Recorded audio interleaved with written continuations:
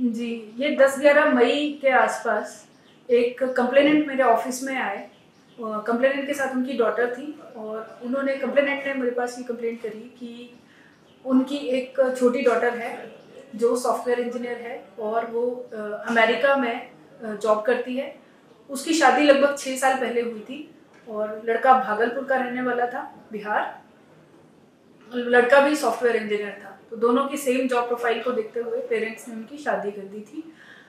शादी के इमीडिएटली बाद उनको ये पता चला कि लड़के का बिहेवियर जो है वो थोड़ा शक्की किस्म का है और लड़का पॉजेसिव भी बहुत है।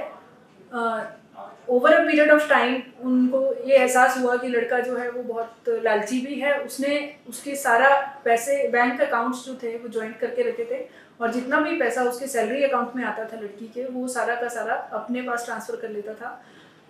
लड़की को किसी भी तरह की आज़ादी नहीं थी। उसका जितना भी पैसा था वो उस लड़के के कंट्रोल में था। उसकी जितनी ईमेल्स थी, जो भी उसके मैसेजिंग सेंटर्स थे, सबके सारी चीज़ों पे उसका कंट्रोल था। वो उसको बिना पूछे कुछ भी नहीं कर सकती थी।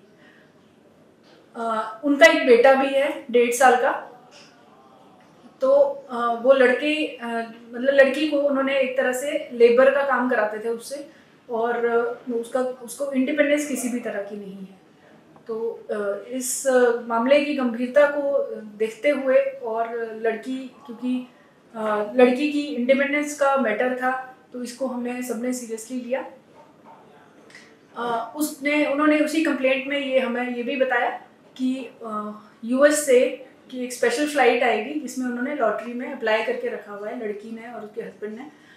लड़की के हस्बैंड का ये प्लान था कि उसको वो अपने भागलपुर ले जाएंगे और उसको डिप्रेशन में साबित करके उसके बेटे की कस्टडी क्लेम कर लेंगे और उस लड़की को घर से बाहर निकाल देंगे और जितना भी पैसा है वो तो उनके ही कंट्रोल में था, उसको तो वो देंगे नहीं।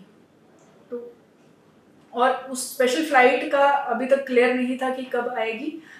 फिर भी हमने इसकी कॉरेस्पॉन्डेंस शुरू कर दी स्टेट कमीशन ऑफ वुमेन के साथ और स्टेट कमीशन ऑफ वुमेन ने इस मैटर को इक्वली सीरियसली लेते हुए नेशनल कमीशन ऑफ वुमेन में बात की और उन्होंने कंसर्न पुलिस की अथॉरिटीज़ के साथ और इवन यूएस में भी उन्होंने कॉरेस्पॉन्डेंस करी